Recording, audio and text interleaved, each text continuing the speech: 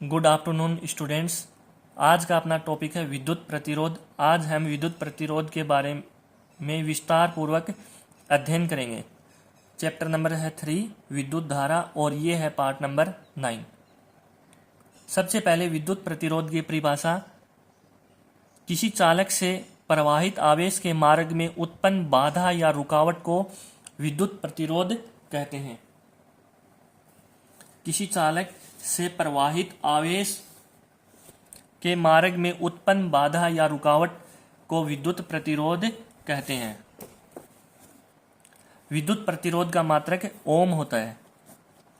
विद्युत प्रतिरोध के प्रतीक चिन्ह नियत प्रतिरोध हो तब विद्युत प्रतिरोध का प्रतीक चिन्ह यह हो जाएगा, तथा परिवर्तित प्रतिरोध हो तब विद्युत प्रतिरोध का प्रतीक चिन्ह यह हो जाएगा।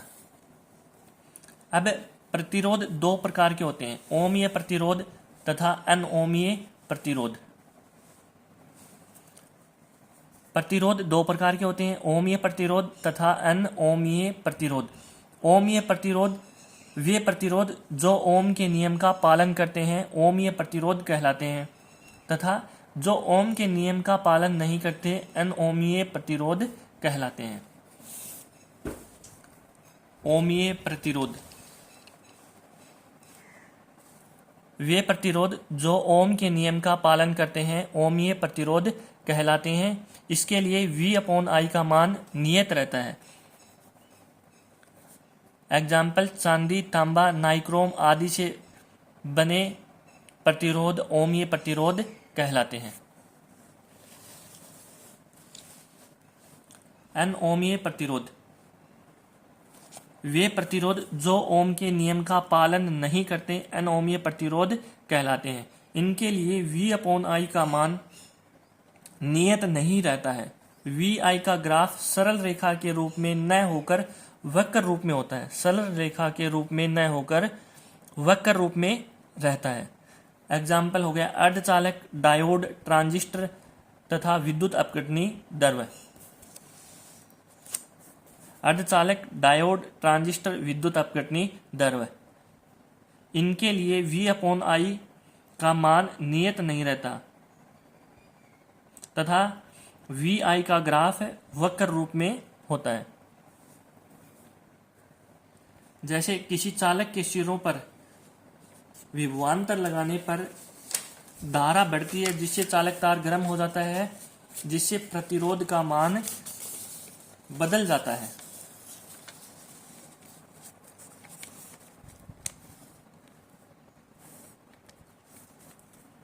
ये चालक तार है, ये चालक तार के सिरों पर आरोपित विभवांतर तथा ये चालक तार में प्रवाहित होने वाली धारा।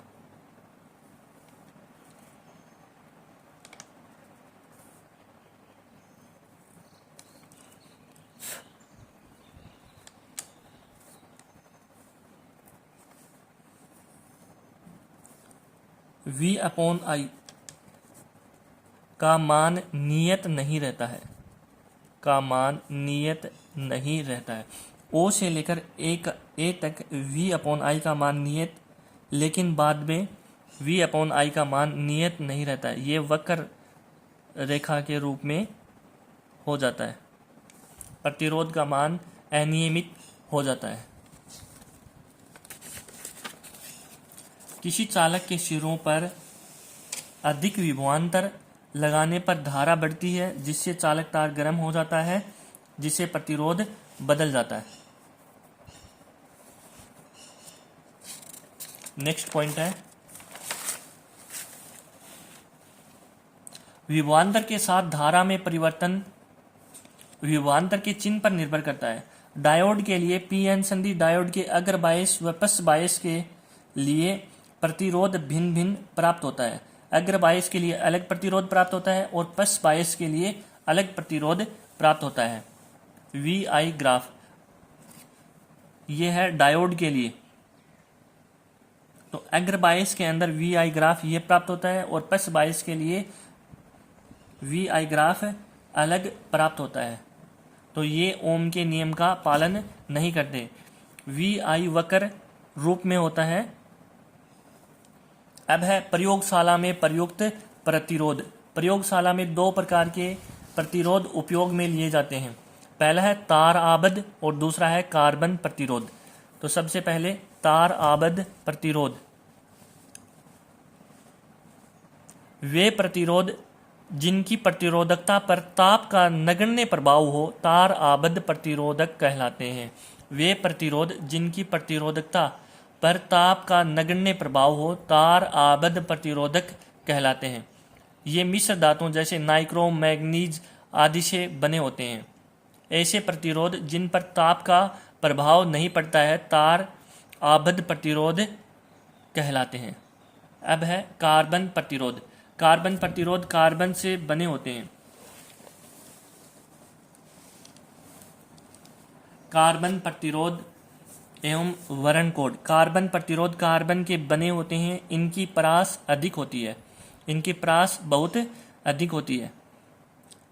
इन प्रतिरोधों को कार्बन के साथ अर्धचालकों की सहायता से बनाए जाते हैं। कार्बन प्लस अर्धचालक के बने होते हैं। ये कार्बन प्रतिरोधों पर 4 विभिन्न रंगों की पट्टियां होती हैं।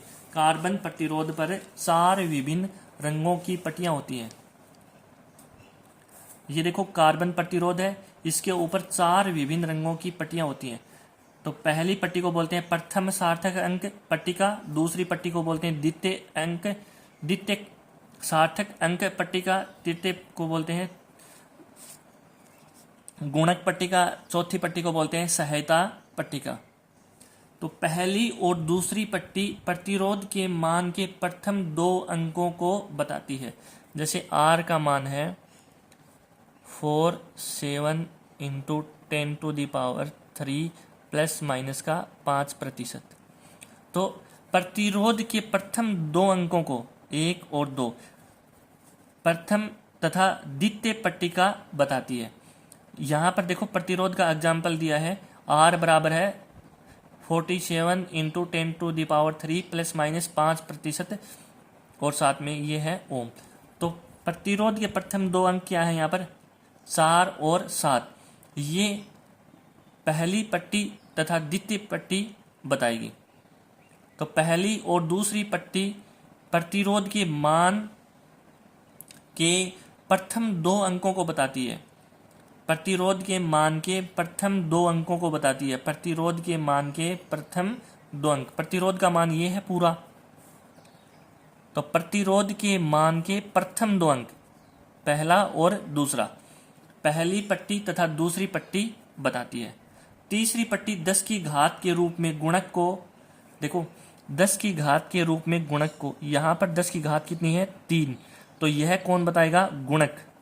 तीसरी पट्टिका 10 की घात के गुणक के रूप में बताती है कि 10 की घात 3 आएगी, 4 आएगी, 10 की घात 5 आएगी या 10 की घात 2 आएगी। यह काम तीसरी पट्टिका बताएगी। तीसरी पट्टी 10 की घात के रूप में गुणक को बताती है तथा चौथी पट्टी सहीयता को बताती है। ये देखो प्लस माइनस 5%, ये क्या है सहीयता। ये कौन बताएगी चौथी पट्टिका। चौथी पट्टिका सहीयक को। तो यहाँ पर चौथी पट्टिका क्या बताएगी सहीयक को। सहीयक कितना है 5%। ये कौन बताई चौथी पट्टिका। देखो पहली पट्टिका, दूसरी पट्टिका, तीसरी पट्टिका और चौथी। पहली और दूसरी पट्टिका बताएंगी प्रतिरोध के मान। देखो प्रतिरोध का मान ये पूरा मान है। प्रतिरोध के मान के प्रथम 2 अंकों को 4 और 7 को बताएगी पहली और दूसरी पट्टिका तथा तीसरी पट्टिका बताएगी 10 की घात में गुणक। देखो 10 की घात कितने हैं यहाँ पर 3, तो यह बताएगी तीसरी पट्टिका कि 10 की घात 3 आएगी या 10 की घात 2 आएगी या 10 की घात 4 आएगी। तथा चौथी पट्टिका सहीयता प्लस माइनस 5% को कौन बताएगी चौथी पट्टिका सहीयता पट्टिका बताएगी। अब आगे चलते हैं।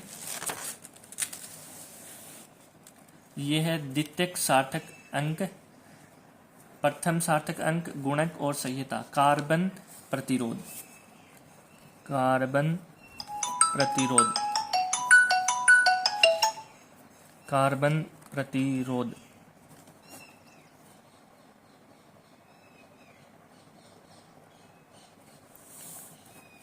अब है कार्बन वर्ण कोड। कार्बन वर्ण कोड, कार्बन जो प्रतिरोध होता है उसके ऊपर विभिन्न प्रकार के कलर होते हैं, जैसे काला, भूरा, नारंगी, पीला। तो इन रंगों के कोड को अलग अलग अंक, गुणक तथा सहनशीलता होती है। तो जो काला कलर है उसका अंक होता है 0 और गुणक होता है 10⁻01। भूरा कलर होता है, उसका अंक होता है 1 और गुणक होता है 10⁻1।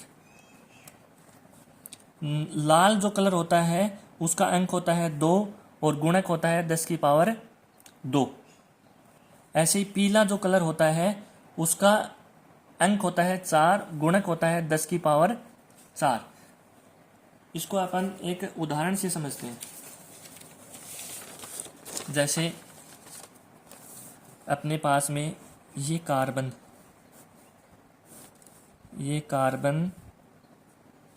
प्रतिरोध है, इसमें 4 पट्टिकाएं बनी होती हैं। अब ये पहली पट्टी है, ये तो पीले कलर की है। दूसरी पट्टी है वो बैंगनी कलर की है। तीसरी पट्टी है वो भूरे कलर की है और चौथी पट्टी है वो सवन कलर की है। तो इस कार्बन प्रतिरोध का मान कितना होगा? कार्बन प्रतिरोध का मान कितना होगा? तो पहली 2 पट्टिकाएं होती हैं वो प्रतिरोध के मान के प्रथम 2 अंकों को बताती है। तो देखो, पहली पट्टी है पीले कलर की, दूसरी पट्टी है बैंगनी कलर की। तो पीले कलर का अंक कितना है? 4। देखो, पीले कलर का अंक कितना है? 4। तथा दूसरी पट्टी है बैंगनी कलर की, तो बैंगनी कलर का अंक है 7। तो पहले 2 अंक आ गए प्रतिरोध के 4 और 7, और गुणा में तीसरी पट्टी बताती है गुणक के रूप में या गुणक को। तो तीसरी पट्टी का कलर है भूरा, तो भूरे रंग का गुणक, देखो भूरे रंग का अंक है 1 और भूरे रंग का गुणक है 10⁻1। तो इनटू में हो जाएगा 10⁻1। इनटू में हो गया 10⁻1। अब आएगा प्लस माइनस सहायता। अब चौथी पट्टी है यहां पर 7, या सुनहरे रंग की। तो 7 सुनहरे रंग की सहायता है 5%। देखो 7 और 7 कलर की है सहायता प्लस माइनस 5%। तो यहां पर आ जाएगा प्लस माइनस 5%। देखो, ये कार्बन प्रतिरोध है।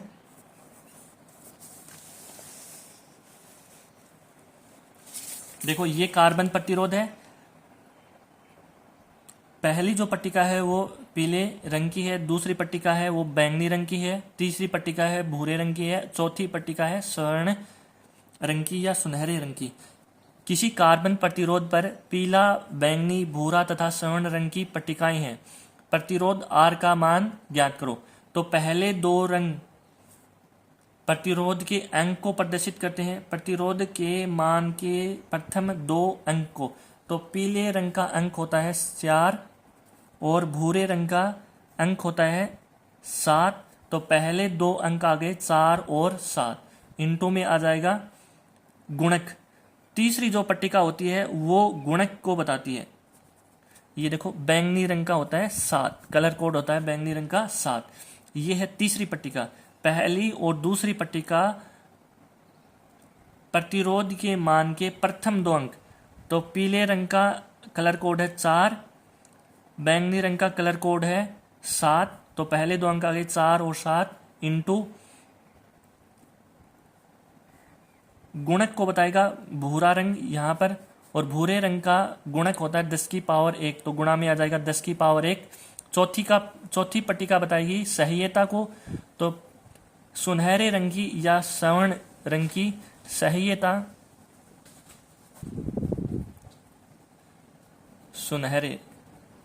स्वर्ण या सुनहरे रंग की सहायता होती है ±5%। तो ये आ गई ±5%। तो यहाँ पर प्रतिरोध का मान 47 × 10⁻1 ±5% ओम आ गया। ठीक है, दूसरा क्वेश्चन देखते हैं। आर का मान दे रखा है 62 × 10⁻³ और सहायता दे रखी है 5%। तो देखो 5% सहायता अभी अभी बताई थी किसकी होती है, सुनहरे या स्वर्ण रंग की। तो चौथी पट्टिका तो हो गई सुनहरे या स्वर्ण रंग की। ये देखो कार्बन प्रतिरोध बना लिया अपन ने, पहली पट्टिका, दूसरी पट्टिका, तीसरी पट्टिका, चौथी पट्टिका। तो पहली पट्टिका है वो पहले अंक को बताएगी, 6 अंक है नीले रंग का, तो पहली पट्टिका नीले रंग की हो जाएगी।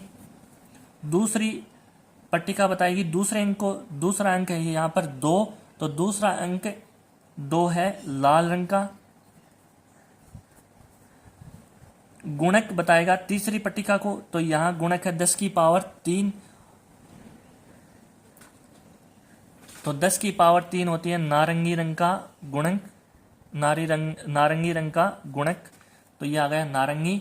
और चौथी पट्टिका बताएगी सहायता को, तो देखो यहाँ पर सहायता है 5%, तो ये हो गया स्वर्ण रंग या सुनहरा।